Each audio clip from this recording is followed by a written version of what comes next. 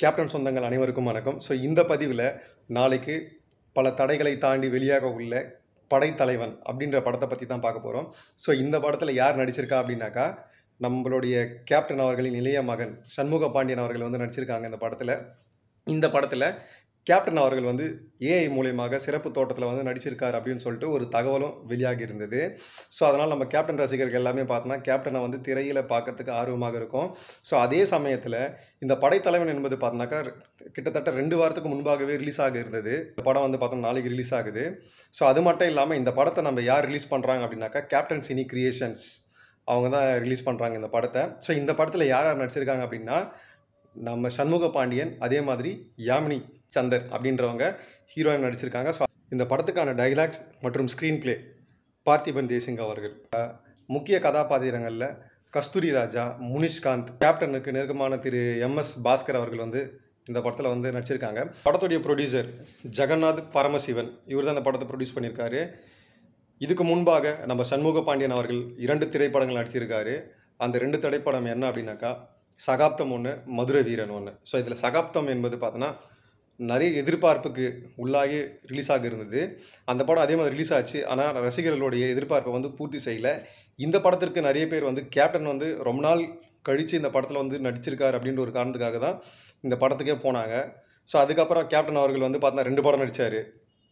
ஒன்று தமிழ் என்று சொல், மழை பிடிக்காத மனிதன் அப்படின்ற சொல்லிட்டு. ஆனால் அதில் வந்து தமிழ் என்று சொல் அப்படின்ற ஒரு திரைப்படம் வந்து பார்த்தோன்னா கேப்டனுடைய கதாபாத்திரத்துக்கான கதைகள் வந்து திரைப்படமாக்கப்பட்டது. அதுக்கப்புறம் சண்முக பாண்டியனோட போர்ஷன்ஸ் வந்து எடுக்கும்போது கேப்டனுக்கு உடம்பு சரியாமல் போனதுனால அந்த படம் என்பது பார்த்தோன்னா கைவிடப்பட்டது.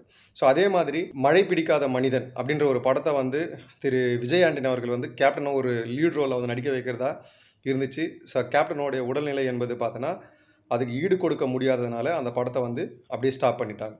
ஸோ இப்போ அடுத்தது சண்முக பாண்டியன் மதுரை வீரன் அப்படின்ற ஒரு படத்தில் நடிக்கிறாரு. அந்த படம் எதிர்பார்ப்பை பூர்த்தி செஞ்சுதாங்கன்னா ஓரளவுக்கு பூர்த்தி செஞ்சுது. அதில் வந்து ஒரு பாட்டு, மண்ணில் விதைச்சி மாட்டையே நம்பியிருந்தோம் அப்படின்ற ஒரு பாட்டு வந்து பார்த்தோன்னா இப்போதைக்கும் நம்மளுடைய கிராமப்புறங்களில் பொங்கல் அன்னைக்கு இந்த பாட்டு வந்து பார்த்தோன்னா போடுறாங்க. ஸோ அது மாதிரி பெருமையாக பாடுற அளவுக்கு அந்த பாட்டு வந்து இருக்குது. ஸோ இன்றைக்கி வரையும் பார்த்தோன்னா நிறைய இடத்துல அந்த பாட்டு போடுறாங்க பொங்கல் டைமில். ஸோ அடுத்தது 3வது படம் இது தான், நம்மளோட சண்முக பாண்டியன் படைத்தலைவன். ஸோ இந்த படம் ரிலீஸ் ஆகாததுக்கு நிறைய காரணங்கள் சொல்கிறாங்க.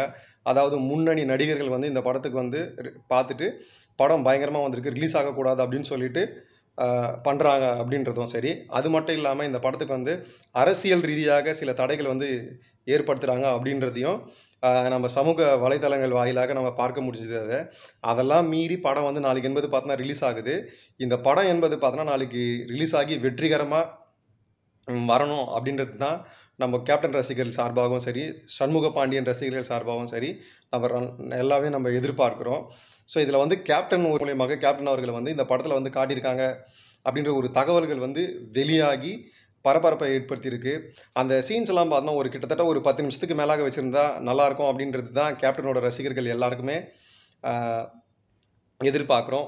ஸோ அது மட்டும் இல்லாமல் நம்மளோட கேப்டனோட ஆசீர்வாதம் வந்து நம்மளோட சண்முக பாண்டியனுக்கு வந்து எப்பவுமே இருக்கணும். ஸோ கேப்டன் வந்து எந்த அளவுக்கு வந்து உயரத்தில் போனாரோ அதை விட ஒரு படி மேலாக நம்ம சண்முக பாண்டியன் அவர்கள் வந்து வளரணும் அப்படின்றது தான் நம்ம எல்லாரோட ஆசையும் சரி. மீண்டும் ஒரு முறை ஸோ இந்த படம் வெற்றியடைய வாழ்த்துக்கள்.